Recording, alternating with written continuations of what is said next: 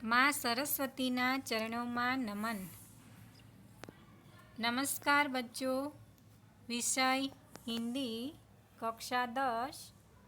आज हम पढ़ने जा रहे हैं गद्य 10, जीने की कला, जिसके लेखक हैं मौलाना अबुल कलाम आज़ाद और साहित्य प्रकार है निबंध।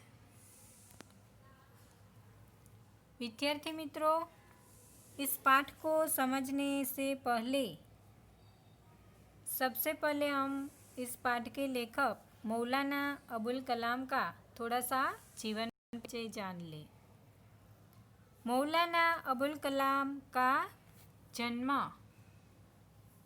11 नवंबर सन 1885 को इस्लाम के सबसे बड़े तीर्थ स्थान मक्का, सऊदी अरब में हुआ था। मौलाना अबुल कलाम को पढ़ाई में बहुत दिलचस्पी थी, जिसके चलते इन्होंने कई लेख लिखे, कविताएं लिखी। मौलाना अबुल कलाम आज़ाद स्वतंत्र भारत के प्रथम शिक्षा मंत्री थे।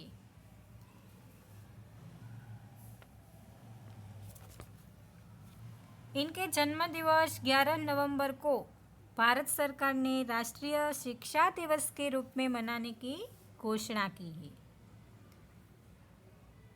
मौलाना अबुल कलाम प्रखर विद्वान एवं अरबी और फारसी के ज्ञाता थे। साहित्य क्षेत्र में भी ललित और चिंतनात्मक निबंध लेखक के रूप में अब्दुल कलाम माने जाते हैं। और कलाम जी ऐसा मानते थे कि मनुष्य सर्वश्रेष्ठ प्राणी है, जिसे अन्य सजीवों से अलग तरह से रहना चाहिए।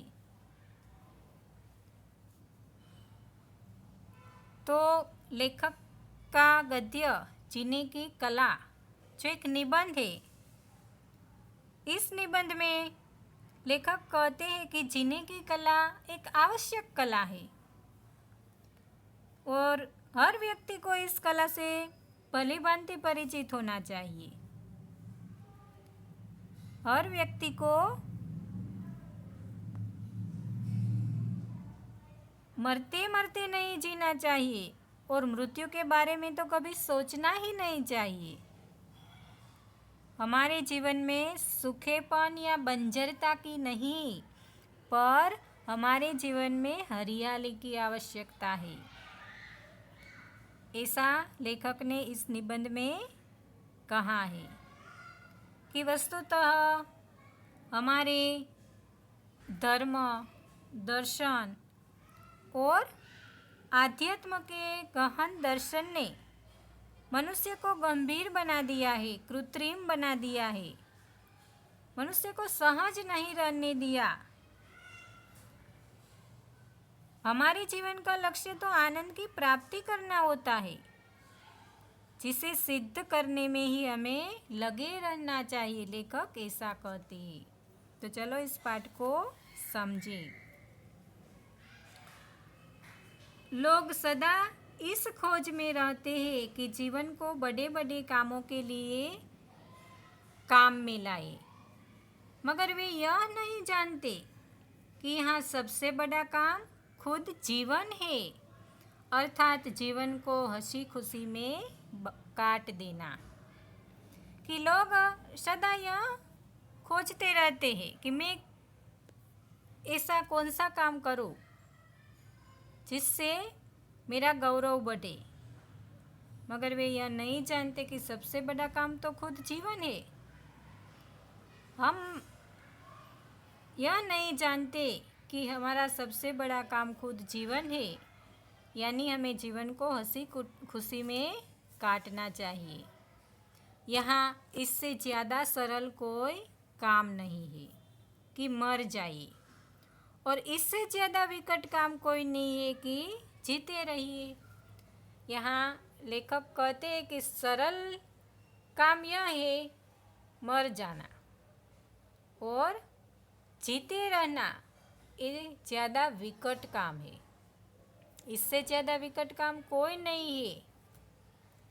जिसने यह मुश्किल हल कर ली उसने जीवन की सबसे बड़ी गुत्थी सुलझा ली। गुत्थी यानी उलझन। तो लेखक कहते हैं कि हमें हमारा जीवन हंसी खुशी में काट देना चाहिए। हमारा जीवन बड़े बड़े कामों में लगाने के बारे में हमें सोचना नहीं है, पर हमारा सबसे बड़ा काम तो खुद जीना है। सबसे सरल काम मर जाना है, पर जीना सबसे मुश्किल काम है। तो जीने की कला क्या है कि जीवन को हम हंसी खुशी में काट दें।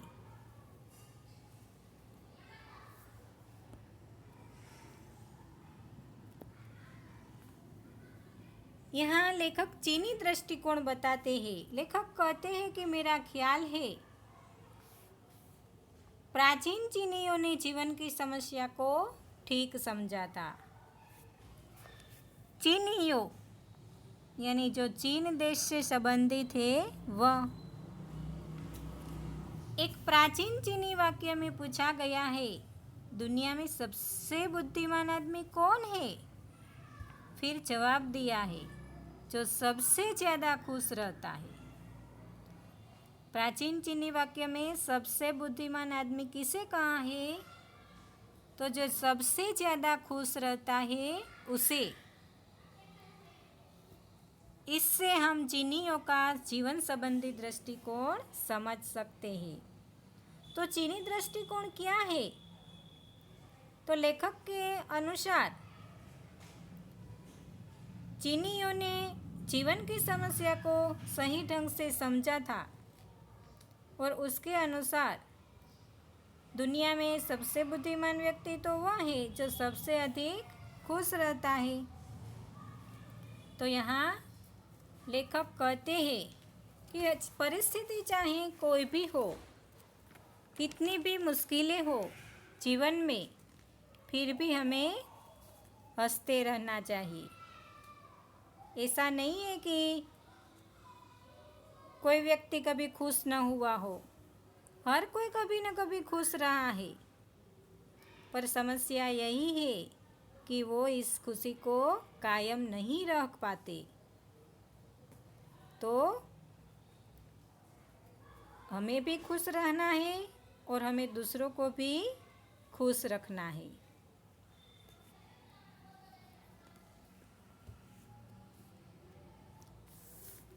विद्यार्थी मित्रों, अगले पाठ का सार हम अगले वीडियो में समझेंगे।